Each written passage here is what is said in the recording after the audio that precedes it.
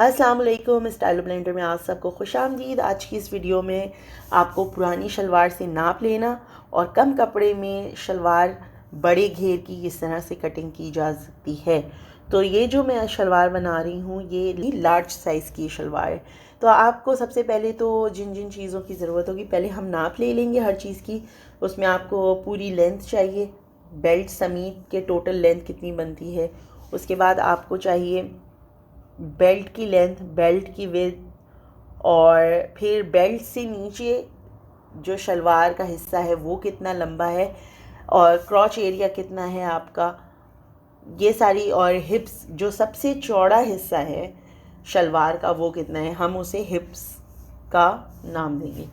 तो सबसे पहले तो मैं ये आपको दिखा देती हूँ। आपको अगर आप इस्त्री कर लें शलवार को, बिल्कुल इस्त्री करके सीधा बिठा लें तो वो ज़्यादा बेहतर होगा, ताकि आपको इस्त्री करने ताकि आपको नाप लेने में कोई मसला ना हो। तो जो टोटल लेंथ है हमारे पास शलवार की वो है 36 इंच। उसके बाद हम बेल्ट की जो है वो लेंथ ले लेंगे। बेल्ट की लेंथ में हम आधा इंच एक्स्ट्रा शामिल करेंगे सिलाई के लिए, और बेल्ट के लिए हम देख लेंगे कितना फोल्ड हुआ है। अब आप ये देख लें कि हमारे पास तकरीबन 5.5 इंचेस से 6 इंचेस के करीब बन रही है, ठीक है। और इसमें मैंने देख लिया कि ये 1 इंच की जो है वो बेल्ट है। यहाँ पर मुझे तैयार जो बेल्ट चाहिए वो 6 इंच की चाहिए। इसके अंदर मैं 8.5 इंचेस की फ़िलहाल कटिंग करी हूँ, क्योंकि इसमें हम बेल्ट का भी फ़ोल्ड करेंगे और इसके अंदर जो है वो हम सिलाई का हक भी रखेंगे। अब आप ये देख लें कि चौड़ाई कितनी, क्योंकि बेल्ट की चौड़ाई शलवार की चौड़ाई से कम होती है, इस बात का ध्यान रखिएगा। तो ऊपर से ही नाप लेते, मैं आपको दिखा रही हूँ कि किस तरह से नापना है इसे। ऊपर क्योंकि इलास्टिक है शायद आपको समझ में सही से ना आए कि बेल्ट की कितनी चौड़ाई लेनी है।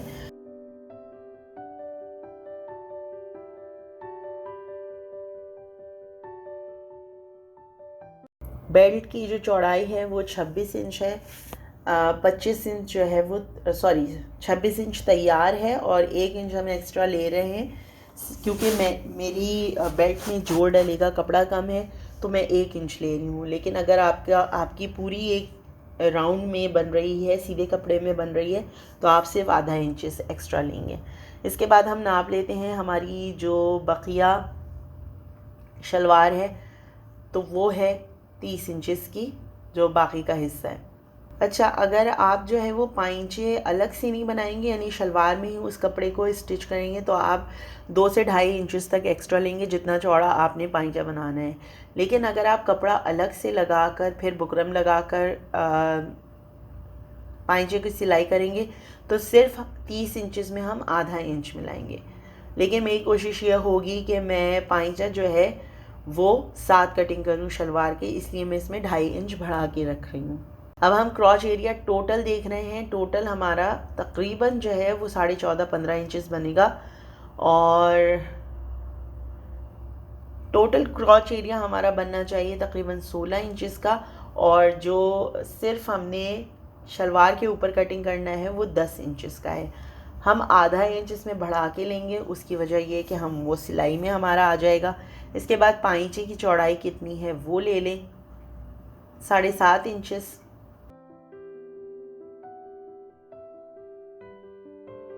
और अब आप ये देख लें कि सबसे चौड़ा जो हिस्सा है शलवार का, ये मैं देख रही हूँ ये कितना है हमारा।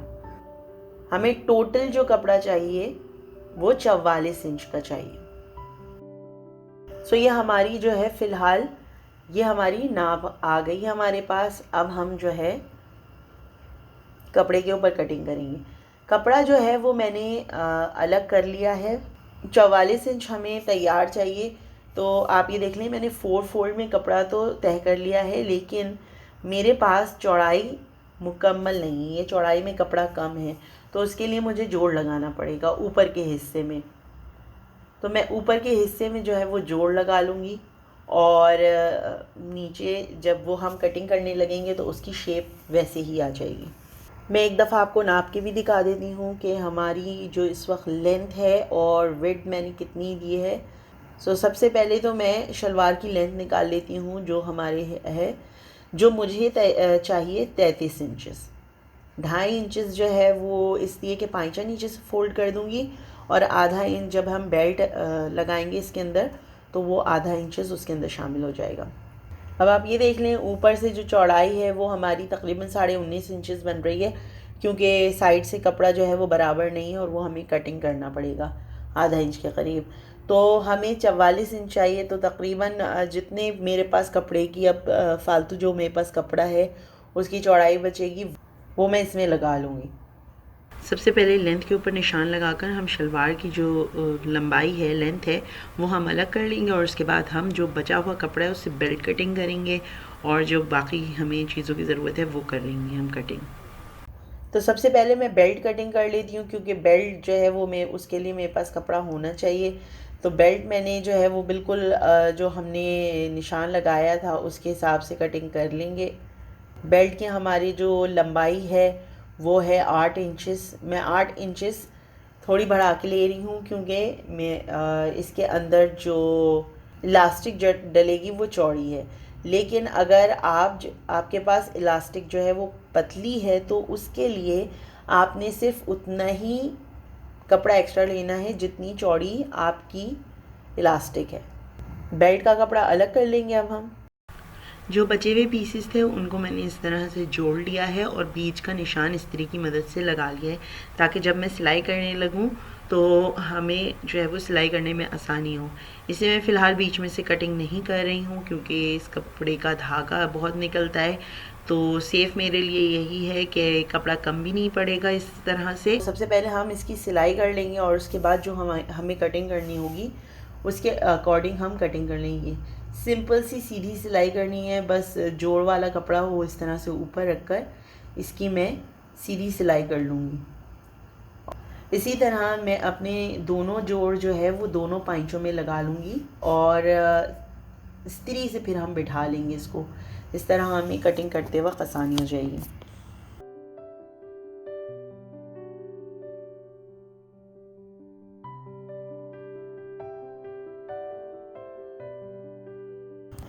अब हमारी स्टिचिंग हो चुकी है, मैंने कपड़े को बिछा लिया है, और चारों तरफ आप देख लें मैंने क्लिप्स वगैरह भी लगा दी हैं। अब हम सिलाई स्टार्ट करेंगे, तो मैं 8.5 इंचेस के ऊपर पाइचे का निशान लगा रही हूँ। जो भी कपड़ा हमारा एक्स्ट्रा होगा वो हम आखिर में कटिंग कर लेंगे। आप ये देखें ऊपर की साइड पे जोड़ लगा हुआ है, और कपड़ा कम है इसलिए ऊपर रुमाली की साइड पे मैंने इस तरह से जोड़ लगाया है। आपको याद होगा कि हमें जो क्रॉच एरिया की लंबाई चाहिए, या रुमाली की जो लंबाई चाहिए, वो हमें 11 इंचेस चाहिए, ताकि कटिंग और कटिंग और सिलाई वगैरह जब हम करें तो बाकी का कपड़ा उसके अंदर एडजस्ट हो जाएगा। अब हमने दोनों कॉर्नर्स को इस तरह से पकड़ के ऐसे हम लोग इस तरह से त्रिकोण बना लेंगे। इस तरह से कटिंग करने में आसानी होगी। आप यहाँ पे पिंस लगा लें, लेकिन एक बात का ध्यान रखिएगा, कपड़ा आपका बिल्कुल सीधा होना चाहिए। यहाँ पे आप पिंस लगा लें या इस्त्री की मदद से पहले कपड़े को बिठा लें, ताकि आपको कटिंग करते वक्त जो है वो कपड़ा आपका इधर उधर भागे नहीं, और आपके पास बिल्कुल एक सीधी लाइन हो कटिंग करने के लिए। इस तरीके से हमने निशान बना लिया, और आप ये देख लें कि इस तरह से निशान आ गया हमारे पास। अब कपड़ा जो है वो बिल्कुल सीधा कर और इसके ऊपर कटिंग कर लिया।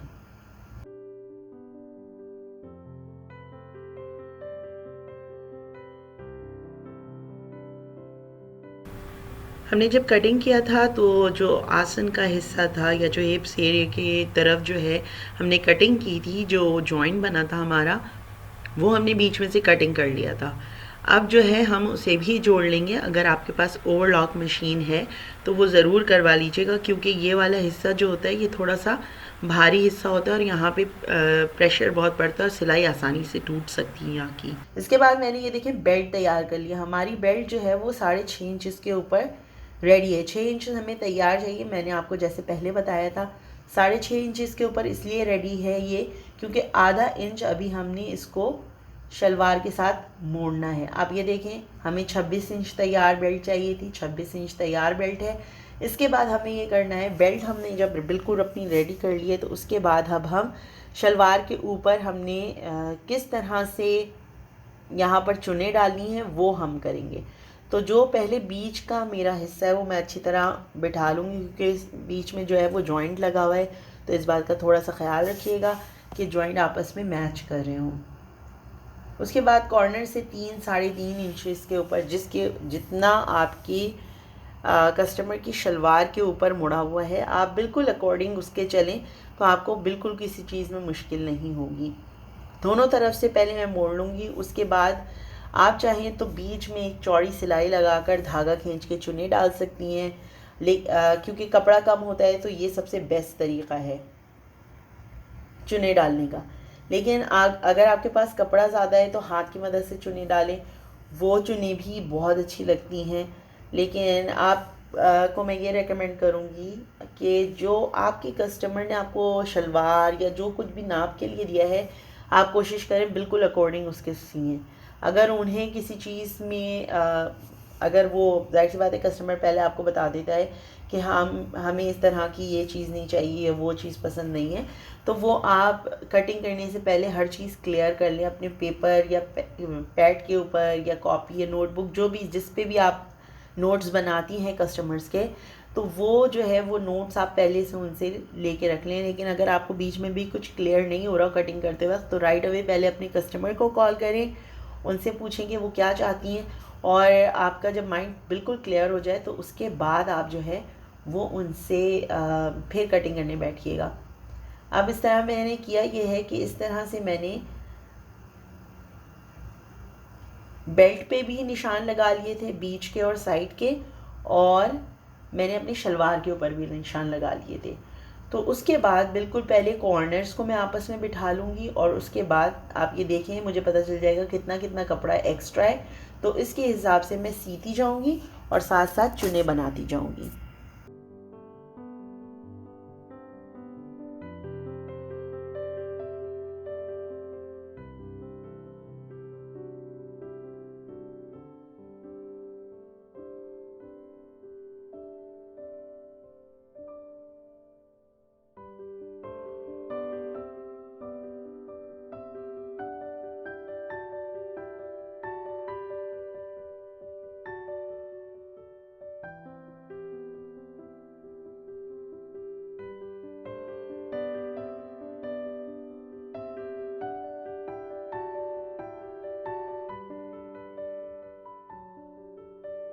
आगे की चुनें जो है वो मैंने बारीक बारीक डाली हैं, और पीछे जो चुने मैं डाल रही हूँ वो बड़ी डाल रही हूँ, क्योंकि अगर आप शलवार का पैटर्न देखें तो वो कुछ इसी तरह से सिलता है। पहले नाप लें, बीच का निशान लगा लें, और उसके बाद कितने फासले पे आपने चुने डालनी है वो नाप के पिन्स की मदद से पहले बिठा लें, और उसके बाद उसको सी लें। बहुत आसानी से सिल जाएगी। मैं इसलिए ज़्यादा बोल नहीं रही, आपको दिखा रही हूँ ताकि आप इत्मीनान से देख के समझ लें इस चीज़ को।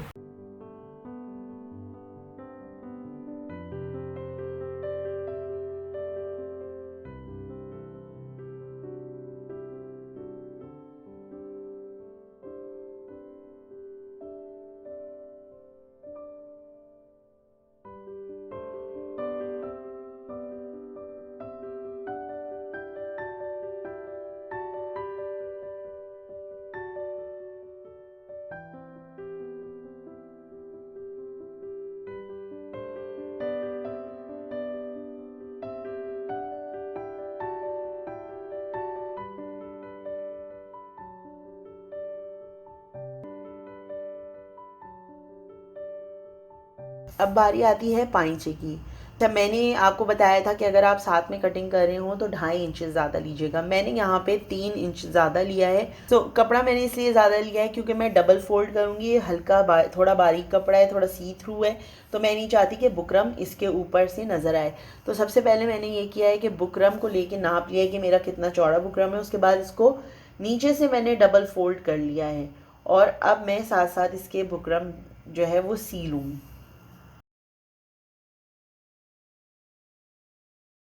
इस कपड़े में बहुत आसानी से चुन बन जाती है, तो बहुत इत्मीनान से आहिस्ता आहिस्ता आपने सीना है इसे, और कोशिश करें कि हर काम आप पिन्स लगाकर या इस्त्री से बिठा बिठा के करें।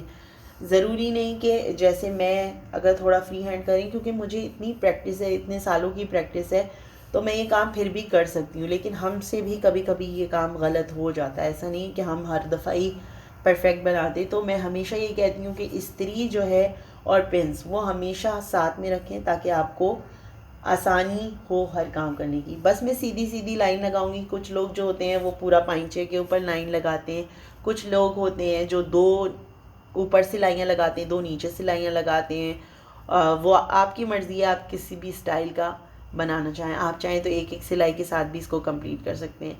मैं 2 सिलाई ऊपर और 2 सिलाई नीचे लगाऊंगी और उसके बाद जो है वो शलवार को मैं जॉइन कर लूँगी बीच में से।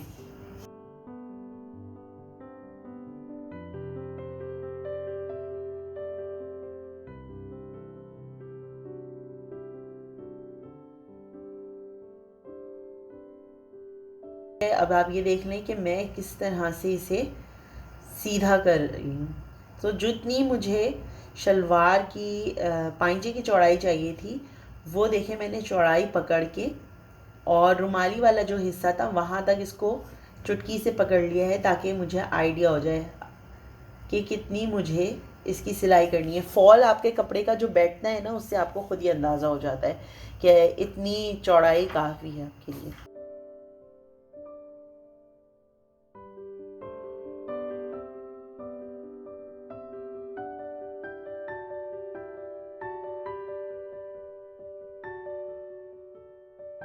निशान लगाने के बाद आपने बस सीधी सिलाई की मदद से जो है वो इसे स्टिच कर लेना है अपनी शलवार को।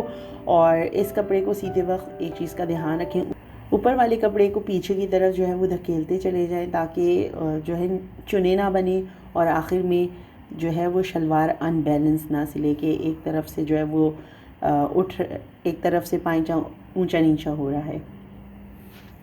इसके बाद जितना भी एक्स्ट्रा कपड़ा है उसमें से थोड़ा सा कटिंग कर लें। कुछ लोग जो है वो एक्स्ट्रा कपड़ा रखना पसंद करते हैं कि अगर शलवार उनको थोड़ी सी इजी चाहिए। तो ये हमारी सीधी शलवार जो है वो बड़े साइज़ के लिए तैयार हो गई है। मैं आपको दिखा भी देती हूँ पुरानी शलवार के ऊपर रख कर कि ये बिल्कुल एग्जैक्टली इसी के साइज़ की सिली है। क्योंकि कपड़ा कम था तो हमारी चुनें उस हिसाब से नहीं बनी हो सकती हैं, लेकिन आप देख लें कि बिल्कुल जब आप इस तरीके से इसको बिठा के अगर आप नापेंगी तो बिल्कुल परफेक्टली इसके ऊपर आएगी। आप ये देख लें हर तरह से लंबाई भी उतनी है, चौड़ाई भी उतनी है और पाइंचे जिस तरह से बने होने चाहिए सब कुछ वैसे ही है। सिर्फ ये है कि चुन्नटें इसलिए ज़्यादा नहीं पड़ी क्योंकि ऊपर वाला जो कपड़ा था वो थोड़ा सा कम था। बहरहाल आप इस तरह से देख लें हमारी हर चीज़ बिल्कुल बराबर से बैठी है और इस तरह हमारी शलवार जो है वो बिल्कुल कंप्लीट हो गई है। और बस आज की वीडियो के लिए इतना ही। और अगर आप कोई फरमाइश करना चाहती हैं तो प्लीज़ ज़रूर मुझे बताइए कमेंट सेक्शन में। मैं आप लोगों को आपकी कोशिश करूँगी कि हर जो है वो जो भी आप मुझसे सीखना चाहते हैं वो मैं आपको सिखाऊं जल्द अज़ जल्द। अपना बहुत सारा ख्याल रखिएगा, मुझे अपनी दुआओं में याद रखिएगा। इंशाल्लाह फिर बात होगी, कुछ मुलाकात होगी। अल्लाह हाफ़िज़।